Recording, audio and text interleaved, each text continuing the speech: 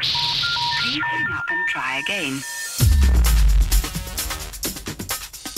Torah Resource presents The Rob and Caleb Show.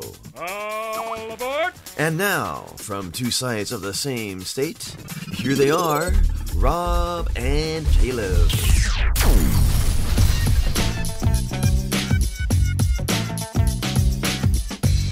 What up, and shalom. Welcome to the Rob and Caleb Show. My name is Caleb Hegg. With me, as always, Rob Van Hoff. What up, Rob? How's it going, brother? Chag Sameach. Chag Sameach to you. Yes, a happy Passover to everyone. What up and shalom to everyone in the chat room, everyone listening out there.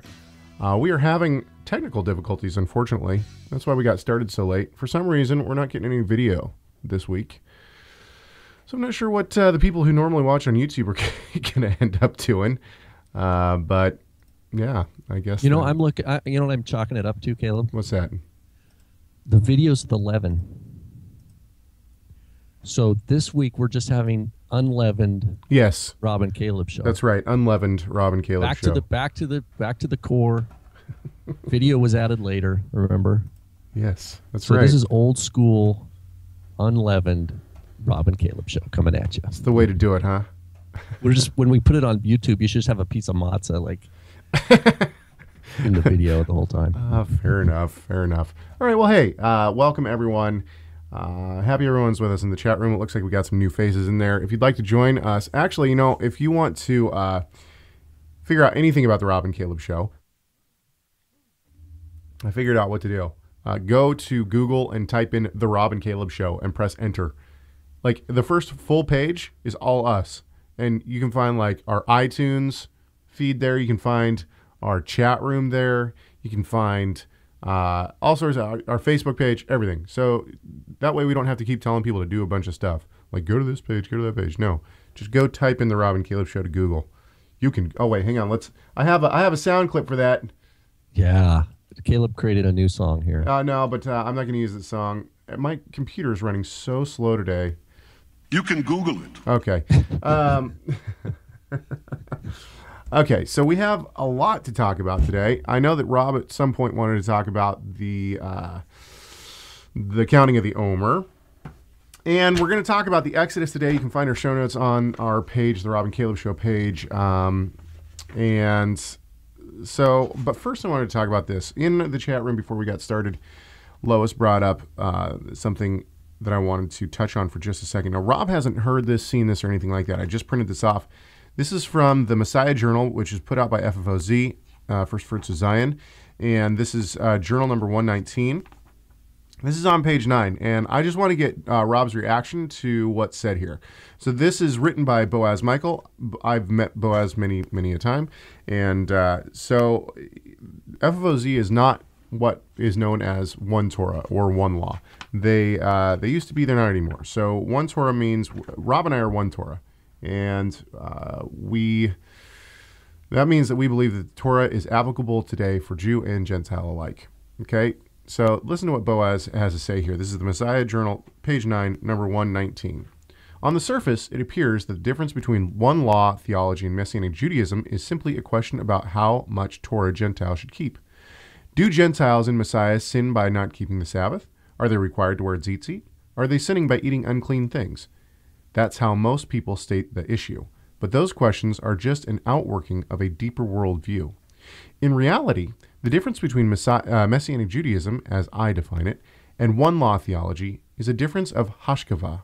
The hashkavah behind one law theology assumes that Judaism is an illegitimate religion based primarily on the traditions of men, and that the general Jewish rejection of Yeshua and Messiah invalidates Jewish religious and legal authority. So I want to stop right there for just a second. It sounds to me like he's saying that since we believe in sola scriptura, that's the rub. Maybe I'm wrong, but that's how I take that.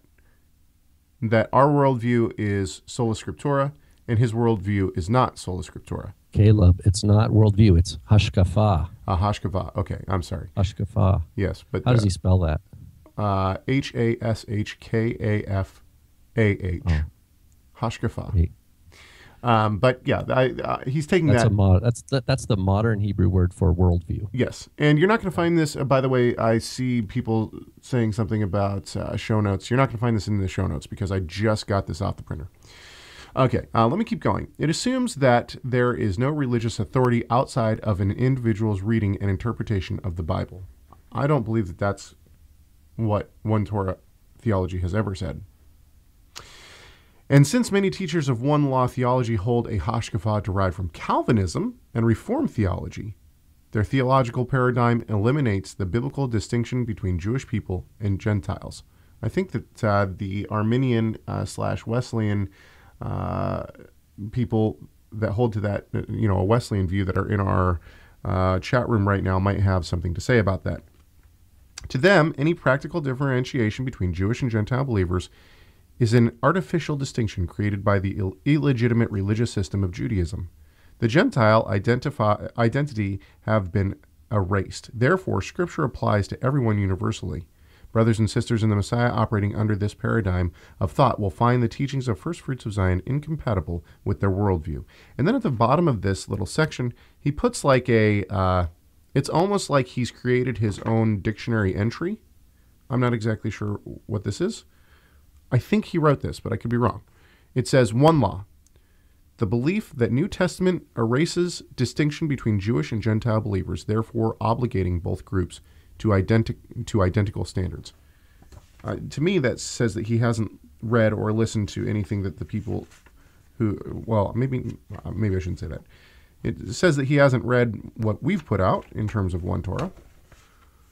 What do you think about that, Rob? Yeah, I just think that he's, I've met Boaz before. We've had coffee and chatted, and I don't doubt that he loves the Lord.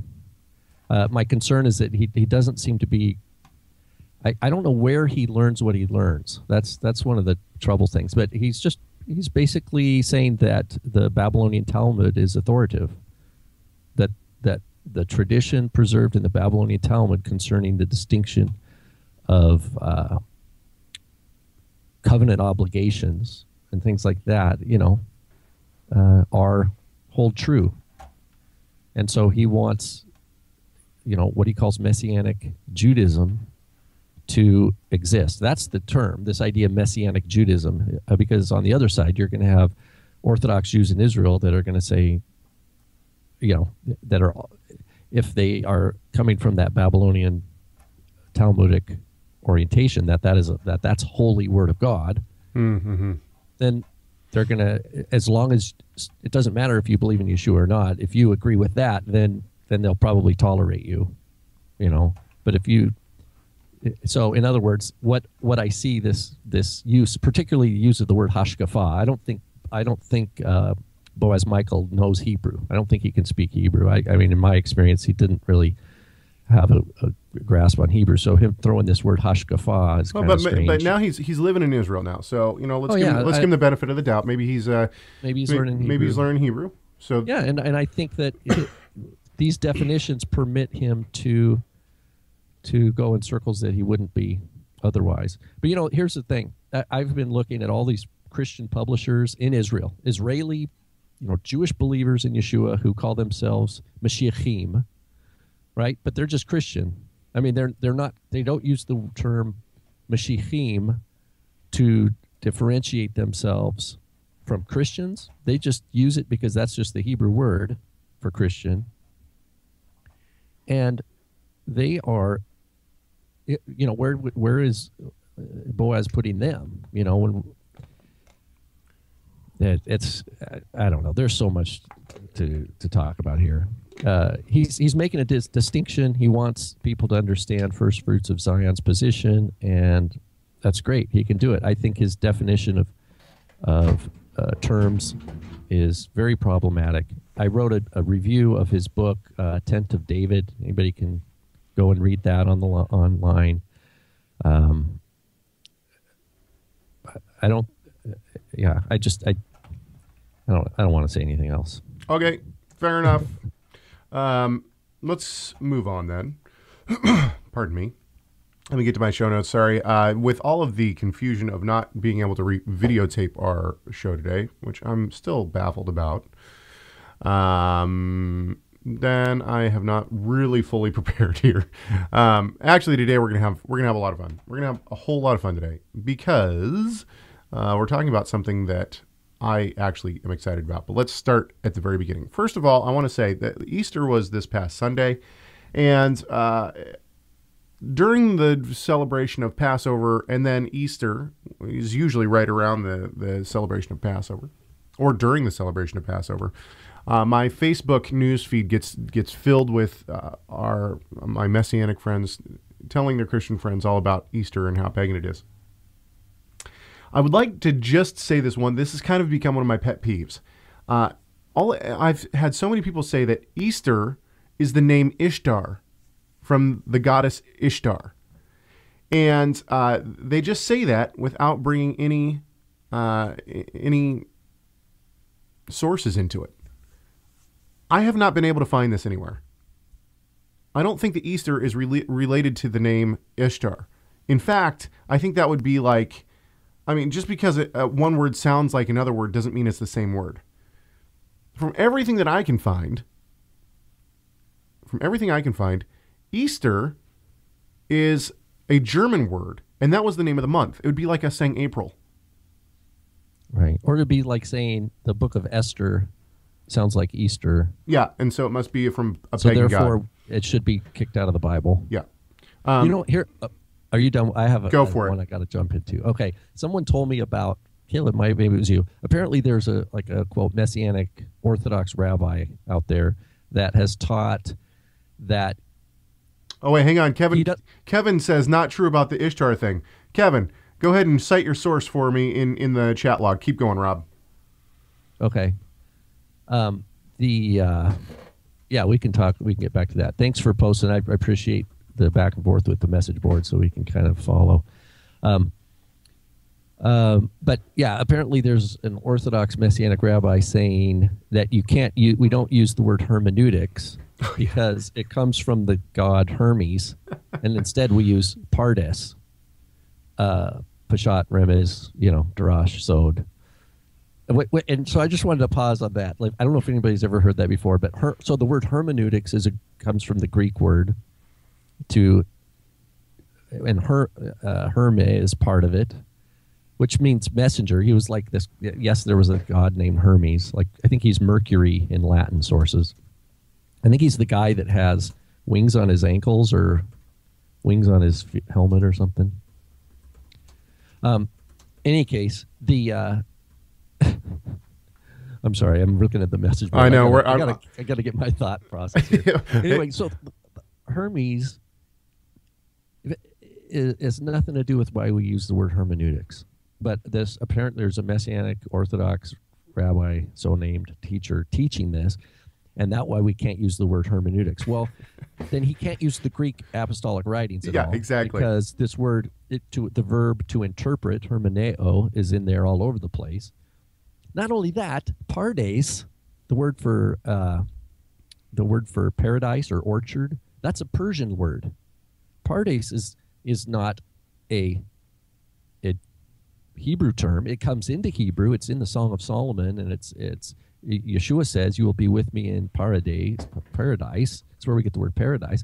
But that's not a term from the Torah either. That's a Persian loanword. Oh, so what does that mean? I don't know. I'm like, are we Zoroastrians now? So the point is, it's like people we got to be careful when we do this. We got to be careful when two words sound alike, and so now we got to parallelomania everything. Well, I feel like okay. I'm sorry to jump in here. First of all, I want to say I'm sorry to Kevin. Apparently, he was agreeing with us, not disagreeing with us. So my apologies to Kevin in the chat room. But I feel like one of the things that Messianic Judaism, that's a bad word. I want to get away from that. The one thing that people in the Messianic faith have done is they're pushing so hard against anything pagan that it's like they go to the extreme. Now everything's pagan. It doesn't matter what it is. Everything's pagan. You know what I mean? Like, yeah. This word, we can't use the word Lord the English word Lord, because that's actually related to a pagan word. Come on, nonsense. We can't use the word God because that's actually related to a pagan. Come on, are you serious? No, you can't go overboard on these things. And while I agree, look, the idea of putting a bunny and eggs into the celebration of Christ's resurrection and eating a Easter ham, which, I mean, come on, a Jewish guy dies and is resurrected, and an observant Jewish guy is resurrected, and you want to celebrate that by eating ham? Come on, obviously I'm not for all of the traditions that we have at Easter, but you can't just throw everything out and say, oh, it's pagan. To me, that's nonsense. Okay, let's keep going. Here's another deal. Okay, go for it. Back to the FFOZ publication. He wants to use Judaism religion. That's what we got to be careful of. In Yeshua's day, they didn't have a word religion. Yeshua did not come to start a religion. The rabbis did not try to create a religion. The rabbis do not have a religion called Judaism. If you listen to my interview with Daniel Boyarin, who's a professor of Talmud, he makes the same point. Shia Cohen, who wrote From the Maccabees to the Mishnah, makes the same point. There is no word religion back then. The rabbis call what they do halakha. That's what it is. There's no word religion today, and this is what I think FFOZ is stuck in. They're stuck in the wheel ruts that are ingrained in the highway, and they can't steer out of them. Their wheels keep getting trapped in those ruts. And the rut is trying to define everything in terms of a religion called Christianity and a religion called capital J Judaism, and that's not what we are. That does not help us. Those are thinking in those categories is a hindrance to our understanding of who we are in Messiah Yeshua, as his Talmidim, as brothers and sisters, with him as our rabbi, him as our master, him as our savior. All these other maps that people try to enforce and then try to tell, oh no, you don't belong in this line, you need to go to that line, has nothing to do with the faith of Yeshua. And we need to remember that. You know, in essence, my suspicion is that FFOZ is afraid. They're afraid of powers that be, and they do not want to be categorized by the powers that be as being anti-Jewish. They're afraid of anti-Jewish. And so what are they going to do? They're going to just repeat the party line. Orthodox rabbis are in charge. They have sanctioned by God. Babylonian Talmud is legitimate religion, and it's only for Jews. Gentiles, you don't have a part of it, and it's okay. That's the party line, and he's just echoing the party line. But it has nothing to do with the apostolic message. Nothing. It's a message that comes later. And I think it's ultimately going to be a stumbling block for people who truly want to know the Messiah Yeshua. Rob, it sounds like you're being mean. How rude! Why do you hate the Rob and Caleb Show? Honestly, I think they're vain, stupid, and incredibly self-centered. Okay, let's move on. So, I don't know why, but I love that so much. Okay, let's move on. You wanted us to talk about the counting of the Omer before we get to bigger and more pertinent things. So, go for it. What do you want to say about the counting of the Omer? There's people who, in Messianic circles, it's easy to go to the internet, kind of see what is Chabad.org teaching this week. What is Aish Torah teaching? Yes. What's the Torah portion? What's the Kabbalistic insight of the week? This kind of stuff. And and then sometimes friends will email, hey, have you seen this? And so now here's the thing. Anybody who's dedicated their life to studying the Torah, they're gonna, as long as they're teaching something from the Torah, you're probably gonna find something that you'll agree with in there. If you know what I mean. I mean, eventually, if someone's teaching from the Word of God, I mean, it's just like a Mormon. Like if I could be talking with a Mormon, and we could probably find something where we both know the same Bible verse and kind of understand it along the same terms, right? But when you get into the larger context, we're going, wait a minute, this is we're really apples and oranges here.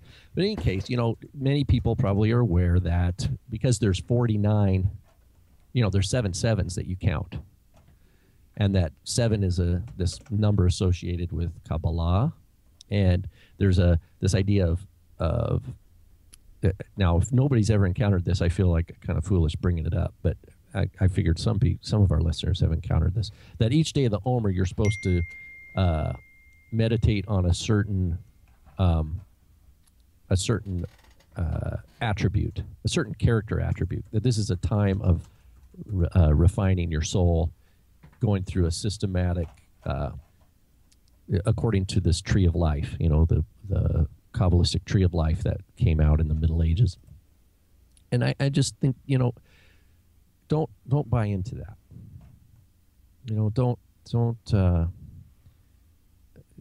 Don't pursue that as like the true meaning. That's a medieval interpretation, that comes much later. And anyway, sorry for the dings. People keep text messaging me. I don't know how to turn notifications off on my computer, so I apologize. Oh, that's all right. I'm not hearing it. So I heard in terms of the counting of the Omer, one of the things that I heard recently was that it was like every single one is a level, 49 levels of righteousness. You have to come up a level each time to until you can reach the. I mean, this is obviously Kabbalistic, but it's like you have to come up 49 levels of righteousness before you can be with God at Shavuot. Right. And so, I mean, nonsense, obviously. Anyway, keep going. In any case, I think that there's a significance that it has for me that I thought I'd share. And it's a bit, if I want to say midrashic, I can't prove that this is the true meaning. But there's the same word Omer that is in Leviticus interpreted as the sheaf, right? The cut of the grain. Omer is the dry measure, right? It's a dry measure of grain, defined. I think it's 1/10 of an ephah. But Omer is first given in Exodus with the giving of the Shabbat and the giving of the manna, and that's where we see the word Omer the most. Is the counting every day. An Omer for each person was the measure that a person would gather for themselves on that day. If they tried to gather more than an Omer, it would spoil. If they tried to, save it for the next day or whatever.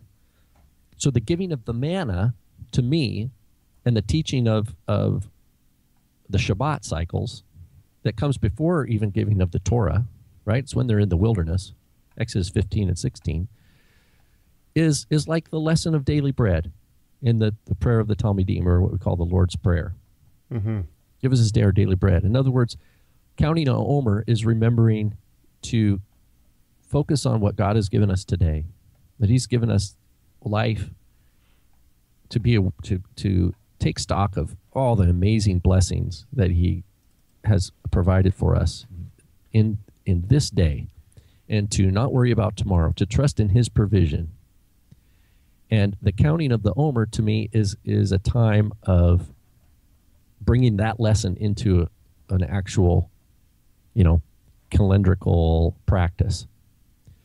And it's just one day, the next day, and in time, at the divinely ordained time, which is the represented after the 7th seven, is where God does He works in some mighty way, intervening in history, whether it's giving of the Torah, whether it's in Acts chapter 2, of course, we know, the giving of the Ruach HaKodesh, and the preaching of the gospel, where people are hearing it in their own languages, and the fact that Yeshua, during this time, this is the time, these 40 days, this is another thing that's fun to talk about, and another place where it's a little bit fuzzy, but we know that it was during this time that Yeshua, for 40 days and 40 nights, I think it's 40 days maybe in Luke, or in Acts chapter 1, Luke tells us, Yeshua was teaching his disciples about the things pertaining to the kingdom of God. And it's on the 40th day, or after the 40th day, I think it is, that Yeshua ascends. And so I like to think of it, and this is my interpretation, and I can't prove it, but that Yeshua would have ascended after the 6th 7. So in other words, for 6 weeks after the resurrection, I think we start counting the Omer.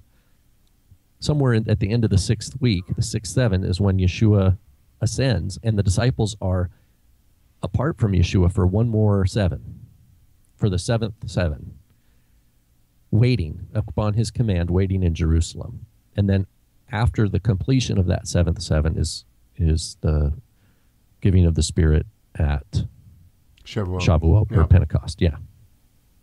Anyway, that's just some of the thoughts I wanted to share. Sweet. Okay. Very good. I was gonna talk more about that, but yeah, I think that you eloquently put it. That's the way to do it. Okay. Let's see here. Oh, by the way, we got this. This is if we're ever going to use our 7 red flags, which we do pretty much every week. If you don't know what those are, well, we have 7 things that we look for when a teaching goes on. And so I suppose we should play our new intro music for our 7 red flags, because we're going to be needing those soon. Here we go. 1, 2, 3, 4, 5, 6, 7. That's it. That's it. Okay. Let's get into our topic for the day. I know it's been, 26 minutes. Let's get into our topic for the day. And to do that, we need to open the Torah Resource Mailbag. Mail time. Mail time. Mail time. Mail time. The mail's here. That's it. So we have mail from one of our good friends who sends us topics all the time. By the way, I got to say, this was an interesting week because I had a tooth pulled on Monday, and it was a wisdom tooth, and they gave me a lot of pain meds because they had well, yeah.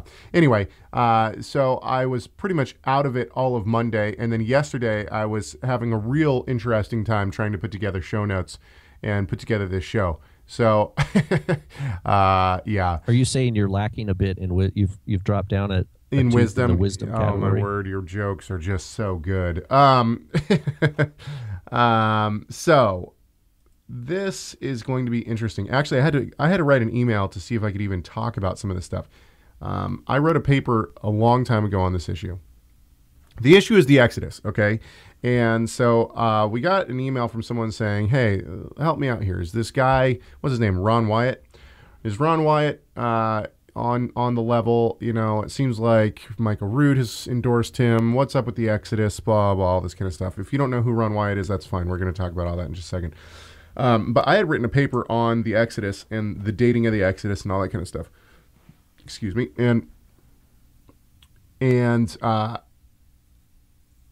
I was never able to release this paper, and there's a reason why. I happen to come across a different paper that was not yet published, and I'm not going to talk about how I came across that paper or anything like that, but I came across the paper that was unpublished, and it has yet to be published for various reasons. In this paper, there's some I got to be really careful because it's not published yet. So I have to be very careful with what I say. In this paper, there was some very interesting information, and I will be able to talk about some of that information. I sent out some emails and asked people how much of this information I could actually talk about. So we're going to get to that in a little bit. But first, let's talk about Wyatt. Okay, so some people say that the site where Israel crossed the Red Sea has been found. Okay. Now, I want to be very clear before we go too far with this. I can't be dogmatic about this. Ron Wyatt basically says that he found the place where Israel crossed the Red Sea, and he did this because he claims that there's chariot wheels, human bones, and horse bones that have been found in the Gulf of Aqaba.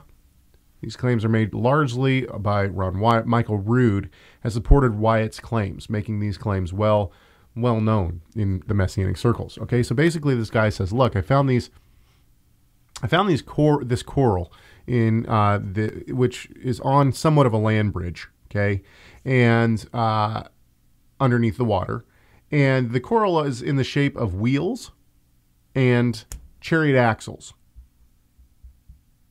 Is everyone following me so far? Okay, so he sees this coral. He says, "Oh my word, this is what has happened. Is this coral has grown over chariot wheels, chariot axles." Okay. So this is basically his proof for this is where Israel crossed. Now there's been documentaries on this and everything. I'm not going to be super dogmatic about this, but let's look at it a little bit. Okay. Much more. This is a quote from Egyptian chariot wheels found at the bottom of the Red Sea, unproven. Okay. And this is an article. You can find it in the show notes. He says, quote, "Much of this rumor is based on the findings of Ron Wyatt, a colorful and controversial amateur archaeologist who claimed to have found Noah's Ark, the biblical Ark of the Covenant, the location of Sodom and Gomorrah, the Tower of Babel, the true site of Mount Sinai, the true site of the crucifixion of Jesus, and the original stones of the Ten Commandments."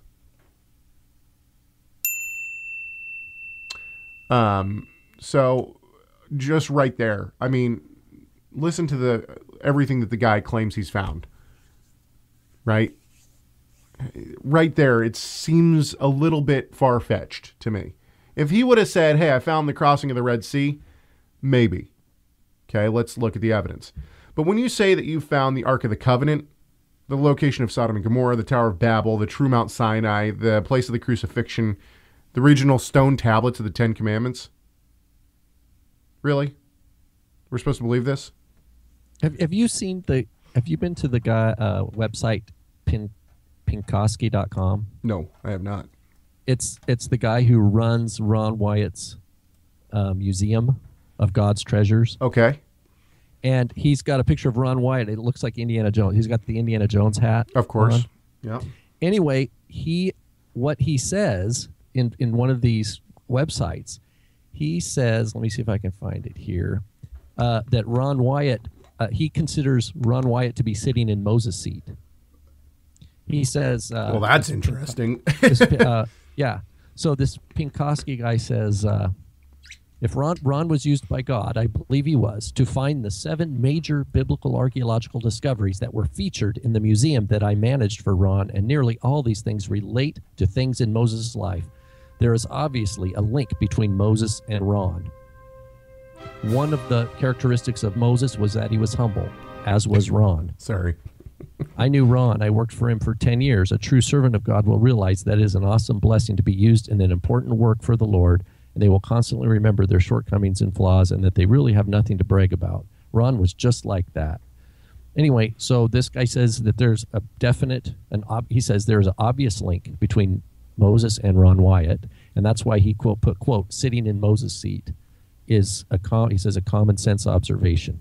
Well, Ron Wyatt, for our listeners, Ron Wyatt actually died of cancer in 1999. So he's no longer with us. He's, he's passed on. He's with the Lord. So I'm not trying to put the guy down. I'm just saying that the claims that he has made, it seems like some of them are very far-fetched. And Andre says that he doesn't know about the Tower of Babel. I am not aware of that either. However, all I'm doing is quoting out of Egyptian chariot wheels found at the bottom of the sea, unproven. Okay, let's listen to what Michael Rood has to say about our friend Michael Rood. Let's see what he has to say about Mr. Wyatt. I have a couple of clips here. Hang on just a sec. Trying to load these up here. Let's see what he has to say.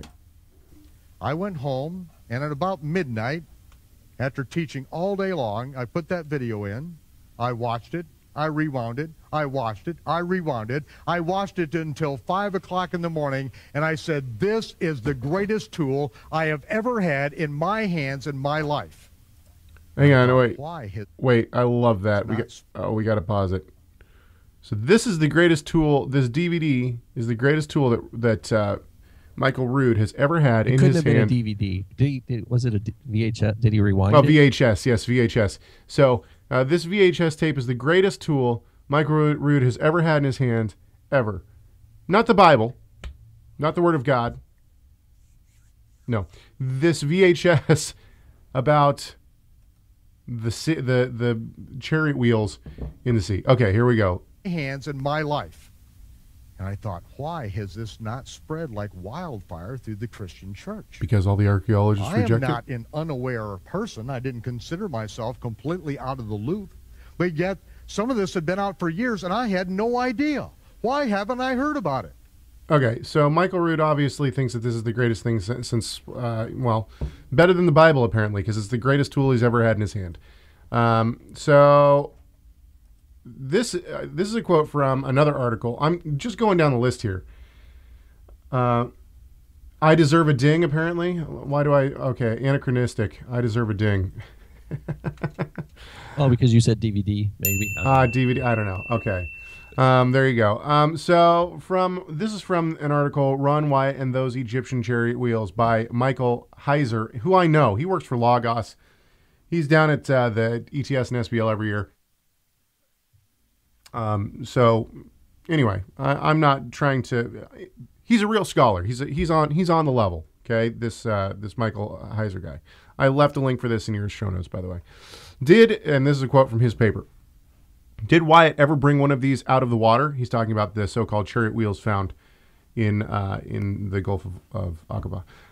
The link below claims so, but as is so common with paleobabble, like he coins this word paleobabble. Paleobabble, no independent peer-reviewed examination by archaeologists and other specialists to see if they were merely coral formations was ever conducted and published. But aside from that, there are the obvious logical problems. If it was a chariot wheel, how would one know it was Egyptian? If Egyptian, how would one know it was related to the Exodus event? And if it was from the event, didn't anyone notice the incongruity of the seafloor not being littered with these wheels? Good point. Okay, so let's see what else. Okay, let's see what else Rood has to say about his friend Wyatt here. And at the end of that period of time, the last night in his home after dinner, the things that he shared with me, then I knew there was one thing that I had to share with him. And when I did, the lights went on, and he gave me the confirmation, and when I walked out of there, I knew that he was telling the truth. I knew that he had found the Ark of the Covenant, and it was not a light thing. I knew that he had found the Red Sea crossing site. This is not fiction. And then I went back and reread all that anti-Ron Wyatt literature, and I found that this is all coming from people who did not have any firsthand information. Okay, so Rood now claims, and if you don't listen to the show very often, we are not very big fans of Michael Rood. Yeah, anyway, and for these kind of reasons. He now says that the people who are speaking against Wyatt don't have any firsthand information. They don't know what's going on. You should have firsthand information. So, with that in mind, that these people don't have firsthand information, I'd like to play this for you. From the Israeli Antiquities Authority, dear so-and-so, thank you for your fax letter dated 16th of November 1998 asking about Ron Wyatt. We cannot confirm his finds and have no information about them. Ron Wyatt has never received a license from the Israeli Antiquities Authority to excavate in Israel. If he says he has excavated in Israel, he has committed an illegal act, since every excavation in Israel must be licensed by our authority or our predecessor, the Israeli Department of Antiquities. Legitimate archaeology finds are published in professional journals or by universities and other recognised scientific institutes. Sincerely yours, Osnat Goaz, spokeswoman for Department of Education Information. I would think that the IAA has firsthand knowledge. Now, of course, that wasn't talking about the Egyptian Red Sea crossing. Jim Pinkoski guy who ran that museum for years says you won't get verification because the government doesn't want it known. So in other words, this is where the conspiracy card gets played. Yeah, of course.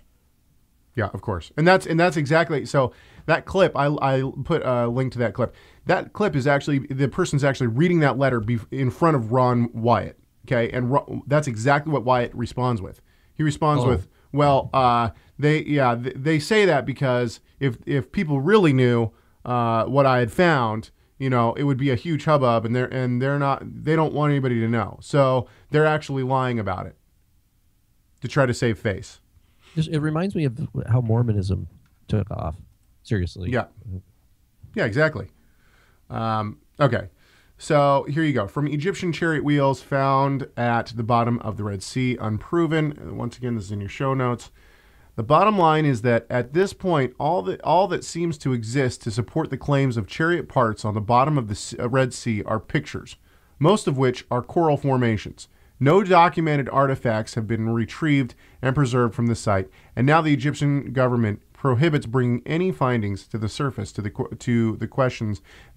that questions may remain for a long time to come. So questions may remain for a long time to come. The other thing is that now I know the History Channel. You can't trust the History Channel. It's like I don't know how they can call themselves the History Channel. All right, it's like anyway. Okay, the History Channel talked about this, and when they did their documentary, they showed that there are tons of coral formations that look like this all over the Red Sea. It's not in this one, you know, this kind of coral grows like this. So take it. In some of the reading I did, one gal was really inspired by Ron Wyatt, and it looked to me, and I was skimming a lot of material, but I think that she and her husband or group they actually went there and scuba dived and did some scuba diving, I guess. And she was finding stuff all over the place. And it turned out all to be coral. But she said at first, you know, they had to point it out to her. And she came back telling Ron Wyatt that she had found all this other stuff. And then Ron Wyatt, Ron Wyatt's team or whatever, had to call him and say, no, we found the real stuff. The stuff you saw doesn't really count, or what you're seeing is just coral, but we found the real thing. So in other words, that's even come back to confront them, and them, you know, then the Ron Wyatt team wanting to say, you know, what we found was not coral, what you saw was coral. Yeah. All right, let's move on. So this is where we're going to get real. This is like what I really enjoy. I wrote a paper on the date of the Exodus, okay? And let's see here. I don't even know where to start here. Let's start with this. There are two main time frames given by scholars today. One is the 1400s BCE. Now this can slide, okay? It could be, you know, some scholars say it's early in the 1400s, like 1490. Some say it's in the middle, 1450s.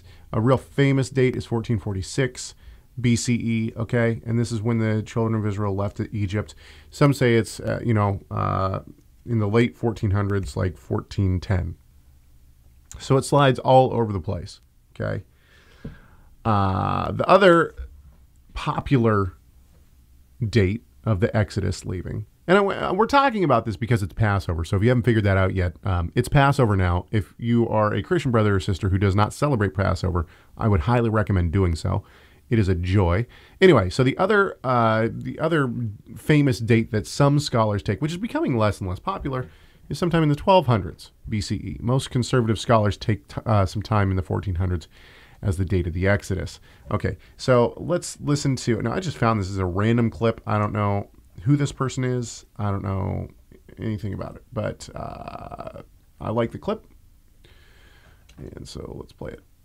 Through biblical chronology and studies on dating as to when these events took place. And but I think, therefore, the conservative or early date view is 1446 BC. And the reason for that is because from the text of Scripture, we have the language in 1 Kings, for example, chapter 6 and verse 1, where it says, in the 4th year of the reign of King Solomon, you have Solomon beginning to build the temple in Jerusalem.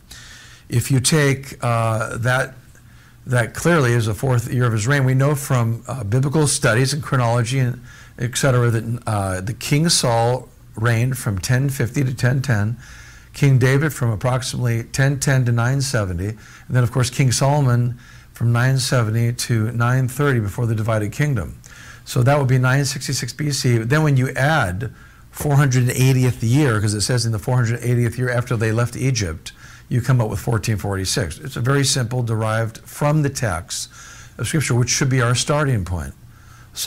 Okay, so he's trying to prove that 1446 BCE is the time when the Israelis came over, crossed over the Red Sea. I don't necessarily have a problem with that. I don't think that's exactly where I date it. The problem is that you can't be dogmatic on this. It could slide quite a bit, honestly. And so there's all sorts of other archaeological evidence that has to come into this debate, which is things like the conquering of Jericho, in which time Jericho was conquered more than once. So you have to take those kind of things and take them all into consideration. Dr. Kenneth Kitchen, who is one of the leading Egyptologists today, my father thought he had passed, but I'm pretty sure he's still alive. He's very old, but I'm pretty sure he's still around. Do you know for sure? Nope. No? Okay.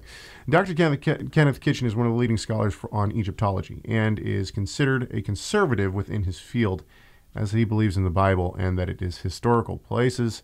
He places the date of the Exodus between 1304 1290. So he is actually, even though he's considered a conservative scholar, because a lot of the people who are pushing for a 1200s is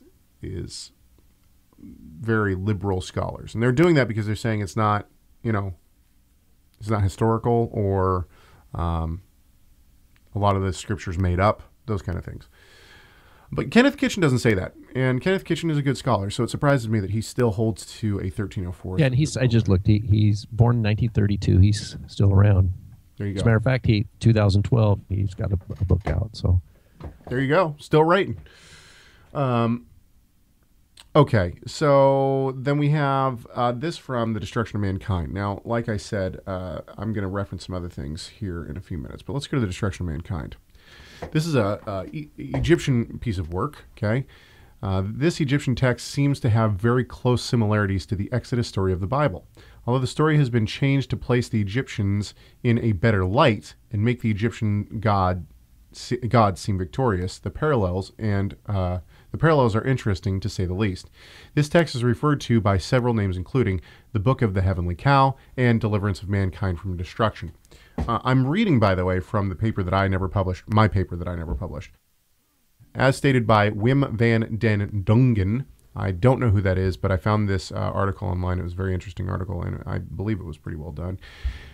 He states, the first passage from the Book of the Heavenly Cow are attested on the interior left back panels of the outermost of the 4 glided shrines discovered in 1923 by Carter in KV 62, the tomb of Tutankhamun, which was 1333 to 1323 BCE. Okay, so this is a very early hieroglyphs, and published by Pyankov in 1955. There's a reference there. This is not only the place that this text is found, however. This legend also, quote, appears on the walls of the tombs of Seti I, Ramses II, and Ramses III of Thebes. Its date is thus 14th to 12th centuries BC, although the language used and the corrupted state of the text show that it followed an older original. Now, why am I bringing all this up?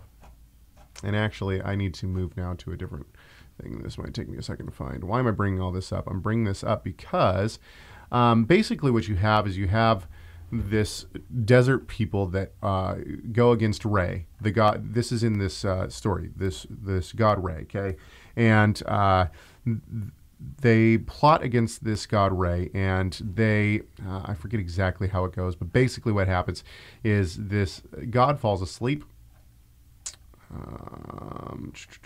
Let me get up here. This god falls asleep, and what happens? They put too much mash in his beer, and the beer flows out, and it's red. So the mash is. Let's see here. I'm sorry. I'm looking for something specific. Okay, there are different English translations of this text. Mankind plots against the god Re and flees to the desert. Okay, so see if you hear any similarities between the children of Israel and this story of the god Re. Re employs the help of other Egyptian gods to help him destroy this people, but the plan is thwarted. when Ray has beer made and those brewing the beer add red mash to his ingredients. The text tells us that this red beer became like human blood. In the narrative, a goddess has been chosen to help kill the fleeing mankind. Ray is painted as having compassion and decides to spare the people. He does this by pouring the red beer out over the fields.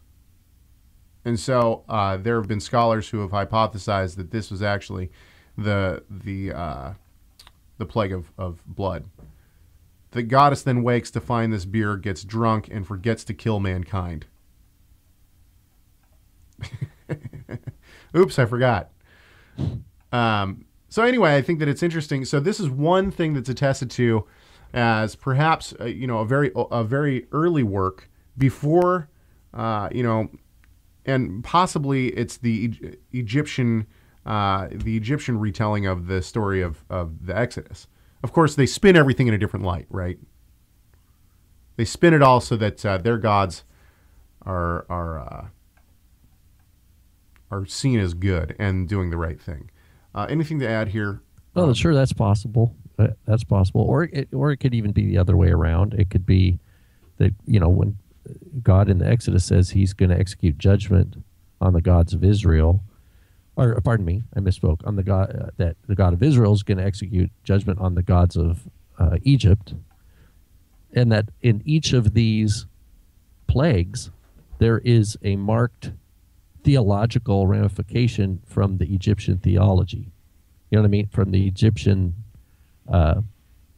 way of thinking of the world and their deities, etc.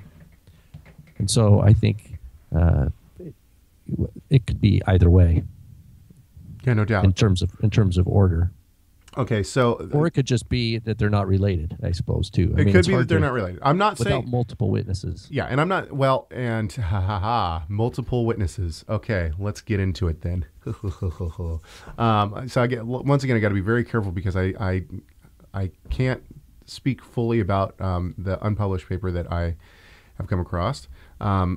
So the first thing I want to do is I want to set out some of the dates, okay, of some of the pharaohs, because I think that this will shed light. So our listeners might find this very uninteresting, and if that's the case, then I apologize. I find this kind of stuff like super interesting. This is I get all giddy when I talk about this stuff because, like I said, you can't be dogmatic about it, but it really is quite interesting. And it's like a puzzle. It's like a puzzle. You're trying to piece together all these pieces of history to see how it all fits together. So I don't even know where to start here. We will begin looking at the dates of the pharaohs, beginning with Thutmose I, and we'll highlight two of those widely accepted dates for the 18th dynasty. A popular view of the chronology of the pharaohs is laid out by Siegfried J. Schwantes. I'm probably butchering his name. Okay, so I know that I'm not going to read this whole thing. Actually, maybe I will. Okay, so Thutmose the first and second, 1524 to 1502 BCE. Hatshepsut was 1501 to 1480. Now, this is by this scholar, Siegfried.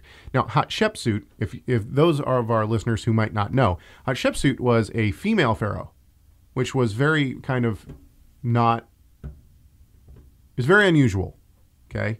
Thutmose III was 1480 to 1448, according to this chronology. Amenhotep II was 1448 to 1442, and Amenhotep IV was 1422 to 1413. Okay, so now that's pretty much the one that I like. I like that kind of chronology. So Thutmose I and II, 1524 to 1502. And then Thutmose III was 1480 to 1448. Okay, so the second chronology laid out by Kenneth Kitchen. I'm not going to read this whole thing. He puts Thutmose I in 1504 to 1492. And then he puts Thutmose III, and that's really, I think, where we're going to look quite heavily, 1479 to 1425. Now, why am I even talking about this? Okay, well, there is a tomb called the Amduat. And the Amduat is... well, it's the tomb, I believe, of Thutmose III. Okay? And basically, the Amduat is broken up into different hours. Okay? And each story has different hours. I'm sorry, by the way, if people are talking on the forum and I'm not responding. I'm trying to I'm trying to focus in here. So on the walls of the Amduat are color hieroglyphs, okay? Hours 5 and 10 depict the parting of water and then show people floating in what looks like watery graves. Okay, so that's number one. So you have what looks like water on one side, dry land, then water on the other, like a wall of water, okay? And then you also have a depiction of bodies floating in water, okay? In hour 6 of the Amduat, there's a clear picture of a person with a royal scarab on his head floating in water, which can only be explained as a person of royalty. So you have what looks like a pharaoh floating in water. Now this is all highly controversial, first of all, because I think it proves the Exodus story. And like I said, I'm trying to be very careful what I'm saying here because this is unpublished work at this point. However, I have personally seen the pictures of these hieroglyphs. Okay, so this actually, if you take it as Thutmose III's tomb, then you have what looks like hieroglyphs of the Exodus story long before the 1200s, which would basically prove Kenneth Kitchen's chronology wrong. Another picture of the Amduat shows a pathway of the sea that would match quite well with the biblical exit route of the Israelites. I'm having to skip a bunch of this. It also depicts soldiers floating in the water. So one of the reasons that this is an extremely controversial, I would say, thing, and I think that one of the reasons that we don't have it yet is because publishers aren't too keen to disprove a bunch of scholars. So I'll read a little bit here. This is from me. Since these hieroglyphs are depicted in the tomb of Thutmose III, it is only logical to place the date of the Exodus from Egypt before this ruler. Even if we accept Kitchen's chronology of the pharaohs, this places a date before 1425, and most likely earlier. It is unlikely that the tomb of a pharaoh that died a sudden death by drowning would not have this story depicted on the walls of his tomb. It is possible that the body of Pharaoh could have been found after a watery death in the Exodus, but Thutmose III's body has been recovered in his lavish tomb. If the hieroglyphs in Thutmose III's tomb are in fact a depiction of the Exodus, then we must start to look at the pharaohs before him as possible candidates for the pharaoh of the Exodus. The pharaoh that preceded Thutmose III was the first female pharaoh to rule the kingdom. Hatshepsut was Thutmose III's half-sister and aunt. She was first married to Thutmose II, who reigned before her. It is not clear how long Thutmose II reigned, or if his blood was fully royal.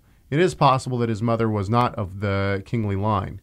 Some might turn to Thutmose II as the king that died in the Exodus story, since his wife Hatshepsut took the throne directly after him, and since his reign is disputed in terms of length. It is true that there is little to be known of Thutmose II, and we could make a case for this pharaoh being the one that followed the Israelites into the parted water. Another good candidate for our drowned pharaoh is Thutmose I. This pharaoh had a son named Wajmos that died before he was able to take the throne. Right? Another interesting piece of information is the mummy that has been declared to be Thutmose I has now come into question.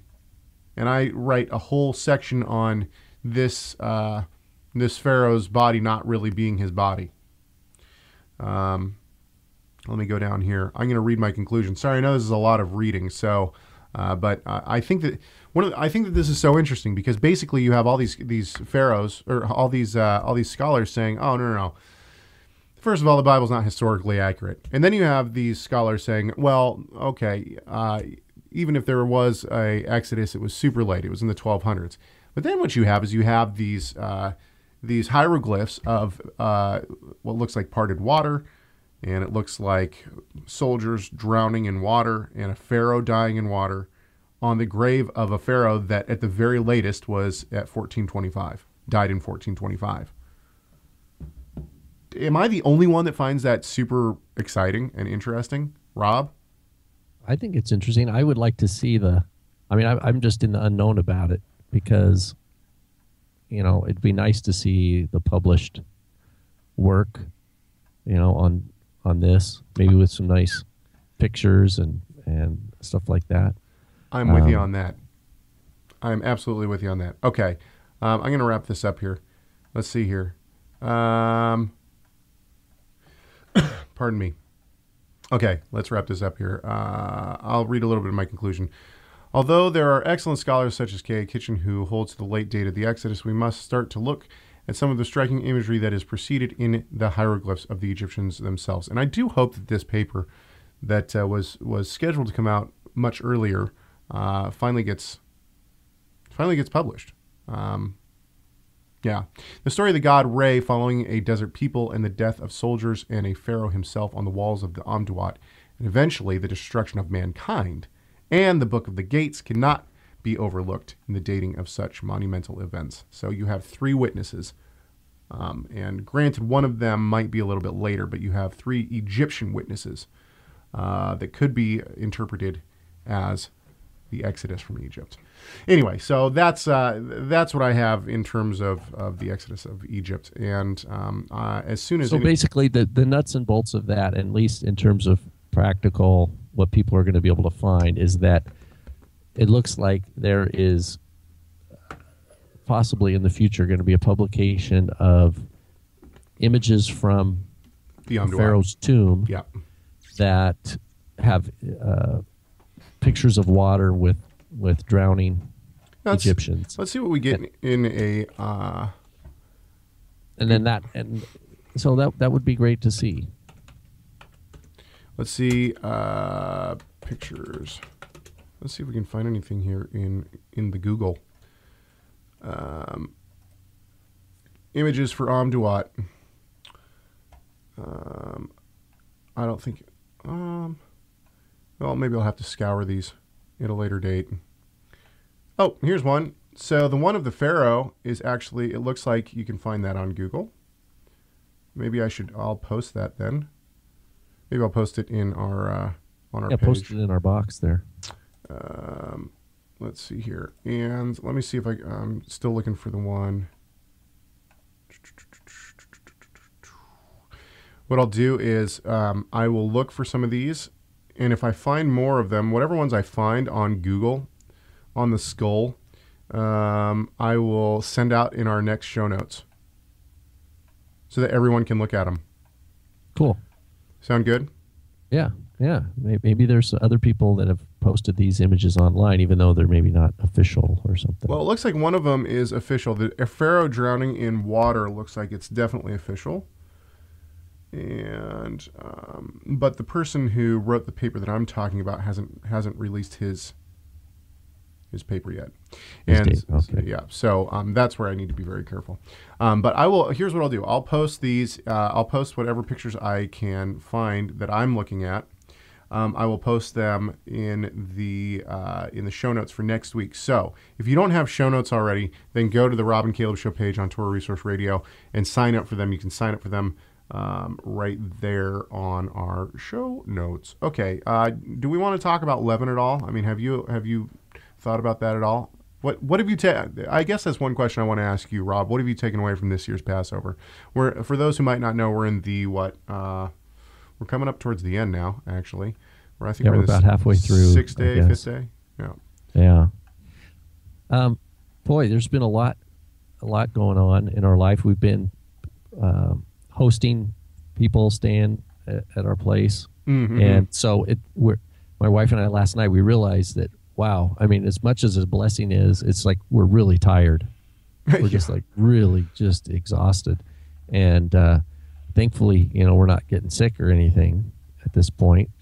And we usually have a weekly date night, or date afternoon where we go spend time together. But we've punted that. We've had to just because of other stuff going on, and boy, and it's like, Lord, give us strength, help us to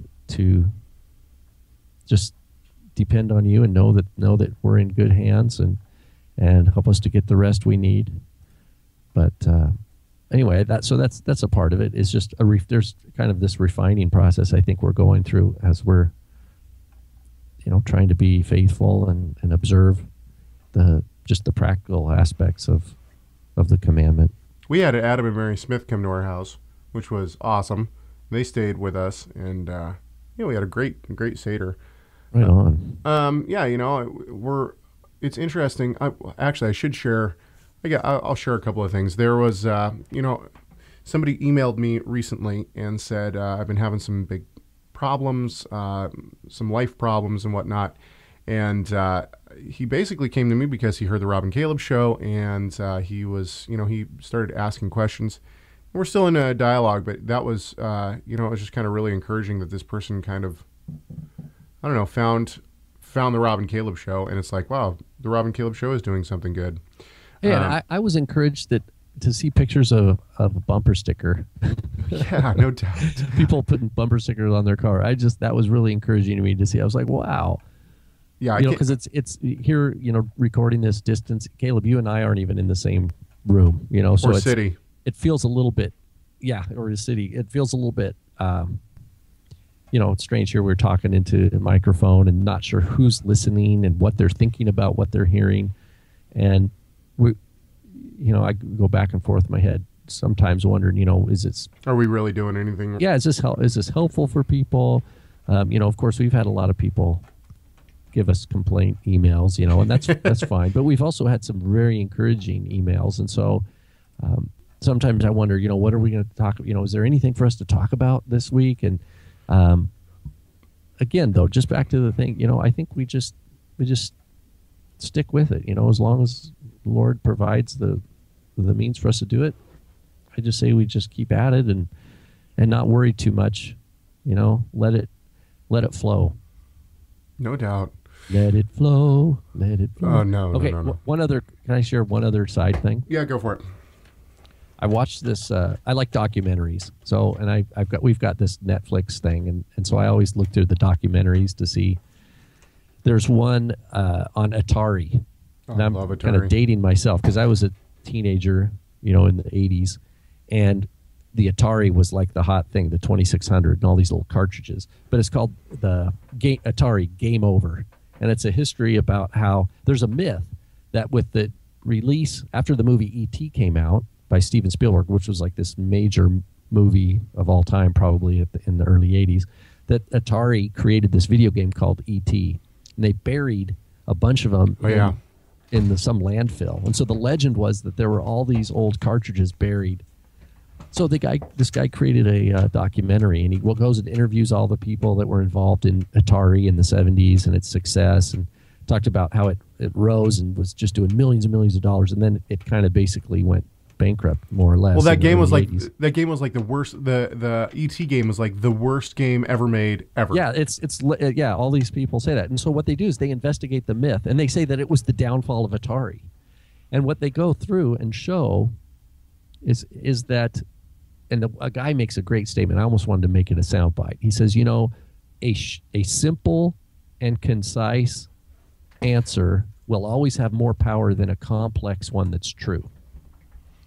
And they basically, over the course of the documentary, show that this E.T. game was not, that there's a mythological status of it becoming, it's the worst video game ever, and that it was the reason for Atari's downfall. And because that's easy to remember, and it's got a little bit of hype to it, it takes on truth. And in fact, over the course of this documentary, they show the truth. But this core point that guy made, I think he was one of the co-founders of Atari back in the early 70s, was a simple, concise answer will always have more power in society than a complex answer that is truthful. And I think that applies to this whole like Ron Wyatt thing, this idea of, complexity is the nature of our faith walk. The reason we need faith is because we don't know. We don't have all the answers. We're trusting God. And when someone's trying to package a religion, here's the religion for you. You just do this, and you're Jewish, and you're in. Yeah, no or doubt. do this. If you're real Catholic, you'll do this, and this, and it's like, and you're covered. And if someone wants religion, like if FFOZ wants, Judaism as their religion, then they can go to the rabbis and decide which rabbis interpret, which version of Judaism they want to stick with, and then claim and preach that that's the real deal. That's their prerogative. I think those are the wrong categories. That's not the proper thought world or hashkafa, the worldview, if we want to use that word, when it comes to discipleship to Yeshua. And that's my stand. Annetta Gaines wants to know if we've talked about leaven historically and how we can apply it to our lives. Well, I think that's pretty easy. I don't think that's, it's sin. Try to get the sin out of your life. And the only way that you can get sin fully out of your life is with the Messiah. That's right. We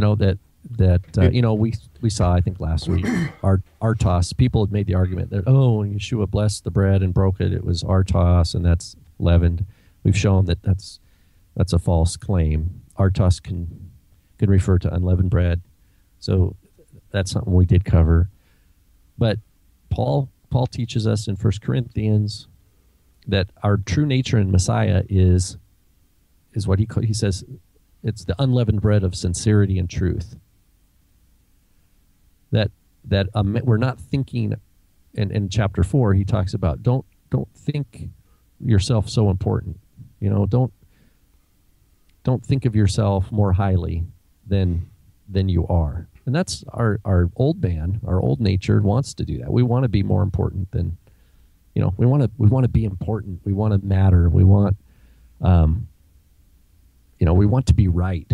All these kinds of things, and we got to be on guard for those inclinations, and recognize that we rest in the shalom of the work of Messiah Yeshua.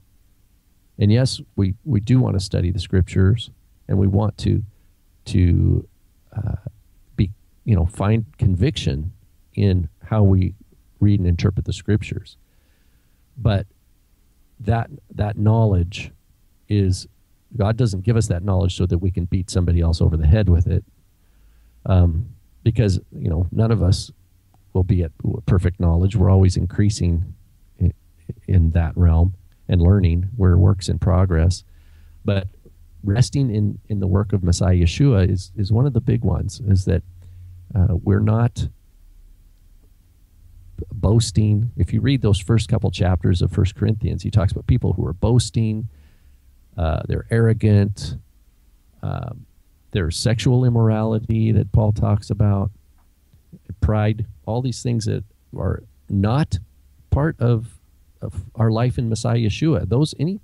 Anybody who's in Messiah that has issues with pride or arrogance, those things are going to be pruned off of us one way or another. And anything that's sin, anything that is in our life that is not stemming from the life of Messiah Yeshua is going to be pruned off. It's not going to, it's not part of our eternal life. The only part of our life that's eternal life is that life that we have that comes right from Yeshua. And it's that puts us in our place. It puts us in our place that we are nothing without him. Apart from him, we can do nothing. And it's just abiding in the gratitude and joy of the fact of his grace and his love. That's it. Anything above and beyond that is that we try to, puff ourselves up, is we're going to be corrected on it sooner or later. I see leaven as there's two different things going on here. You have leaven, which represents sin. We try to get it out of our houses, out of our lives, but you never can. No matter what, you always, I think everyone that I've talked to, it's like after you've cleaned it all out and everything, you say the first blessing, you have your Passover Seder, and then the next day it's like you're looking around and, oh man, you find a loaf of bread on top of your refrigerator or something that you overlooked. or something in the crack of your couch or something like that. So no matter what, you can't get it out. The only way that you can get all of the leaven out is with the Messiah. The other thing that we have to remember is that to truly be redeemed, to follow the Messiah, we have to give things up. We can't wait around for the things of the world to say because we like them. It's just like Lot's wife. She looked back. She longed for her life, and the story of the redemption of Israel out of Egypt is the story of our personal salvation as well. So God says, "Okay, it's time. I'm calling you to me." And what do? We say yes. We can't say, "Wait just a second. Let me, I like this sin too much, so I'm going to hold on to this." No, God says, "Come with us now, or come with me now. You're mine now." And you drop it all in you, and that's it. So that's what I take away from it. Okay. Anything else before we go? Nope. Okay. In that case, please remember you are more than welcome to send us show ideas. If you want us to talk about something specific, we always look for that kind of stuff. We always take suggestions, and we try to talk about whatever it is that you send in to us. So please, by all means, send it on in. The other thing is that we hope that you're having a wonderful Passover. Passover ends the night of Thursday night. No, Friday night. Friday, yeah. Friday at sundown it ends. So, yeah, enjoy that. And we hope that your Passover is being centered around one thing, and that is the redemption that we have in the Almighty, and the redemption that we have through the blood of our great God and Savior, Yeshua, the Messiah.